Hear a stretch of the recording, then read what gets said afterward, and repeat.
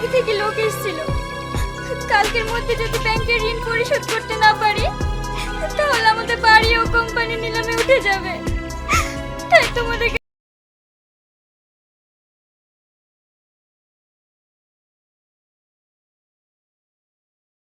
কাছে কিছু টাকার জন্য এসেছি।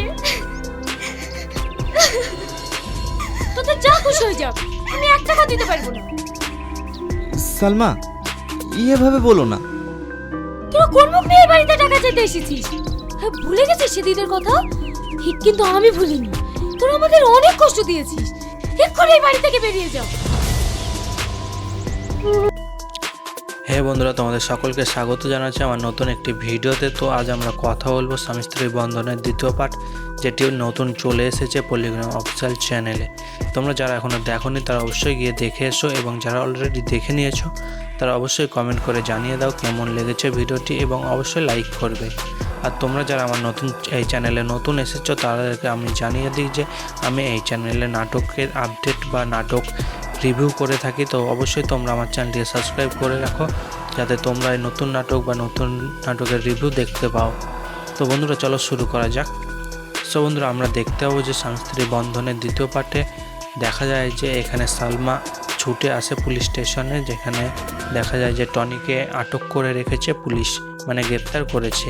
গ্রেপ্তার কেন করেছে সেটা এখানে জানানো হয়েছে যে একটি গহনা চুরি করেছে টনি, এই অপবাদে তাকে গ্রেপ্তার করা হয়। তারপরে তাকে ছাড়ানোর জন্য পুলিশ স্টেশনে আসে সালমা। তারপরে দেখা যায় যে সালমা তাদের বাড়িতে যায় এবং বাড়ির লোকজনকে বলে যে আমার স্বামী কোনো অপরাধ করেনি, আমার স্বামীকে ছাড়ানোর ব্যবস্থা করা হোক।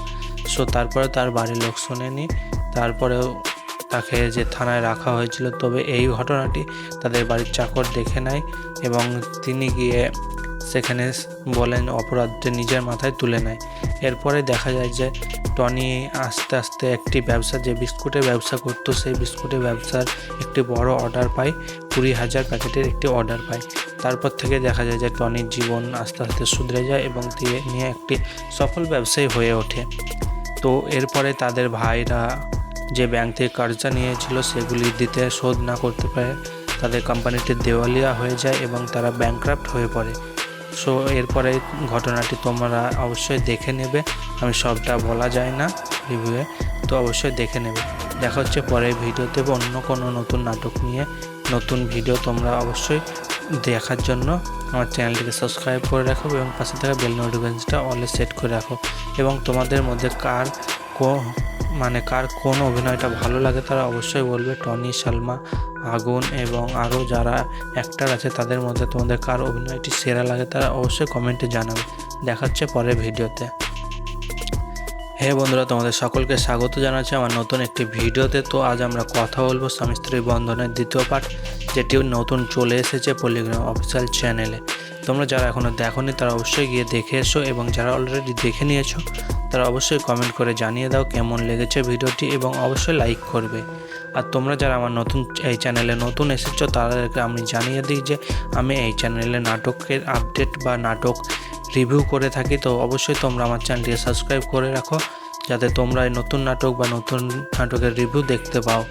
তো বন্ধুরা, চলো শুরু করা যাক। সো বন্ধুরা, আমরা দেখতে পাবো যে স্বামী স্ত্রী বন্ধনের দ্বিতীয় পার্টে দেখা যায় যে এখানে সালমা ছুটে আসে পুলিশ স্টেশনে, যেখানে দেখা যায় যে টনিকে আটক করে রেখেছে পুলিশ, মানে গ্রেপ্তার করেছে। গ্রেপ্তার কেন করেছে সেটা এখানে জানানো হয়েছে যে একটি গহনা চুরি করেছে টনি, এই অপবাদে তাকে গ্রেপ্তার করা হয়। তারপরে তাকে ছাড়ানোর জন্য পুলিশ স্টেশনে আসে সালমা। তারপরে দেখা যায় যে সালমা তাদের বাড়িতে যায় এবং বাড়ির লোকজনকে বলে যে আমার স্বামী কোনো অপরাধ করেনি, আমার স্বামীকে ছাড়ানোর ব্যবস্থা করা হোক। সো তারপরে তার বাড়ির লোক শোনেনি, তারপরেও তাকে যে থানায় রাখা হয়েছিল। তবে এই ঘটনাটি তাদের বাড়ির চাকর দেখে নেয় এবং তিনি গিয়ে সেখানে বলেন অপরাধটি নিজের মাথায় তুলে নেয়।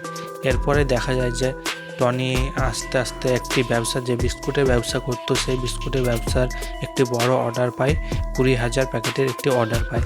তারপর থেকে দেখা যায় যে টনির জীবন আস্তে আস্তে শুধরে যায় এবং নিয়ে একটি সফল ব্যবসায়ী হয়ে ওঠে। তো এরপরে তাদের ভাইরা যে ব্যাংক থেকে কর্জা নিয়েছিল সেগুলি দিতে শোধ না করতে পারে, তাদের কোম্পানিটি দেওয়ালিয়া হয়ে যায় এবং তারা ব্যাংক্রাফট হয়ে পড়ে।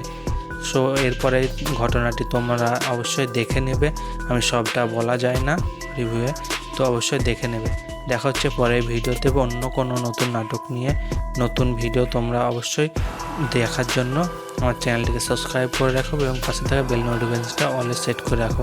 এবং তোমাদের মধ্যে কার কোন অভিনয়টা ভালো লাগে তারা অবশ্যই বলবে। টনি, সালমা, আগুন এবং আরও যারা অ্যাক্টর আছে তাদের মধ্যে তোমাদের কার অভিনয়টি সেরা লাগে তারা অবশ্যই কমেন্টে জানাবে। দেখা হচ্ছে পরের ভিডিওতে।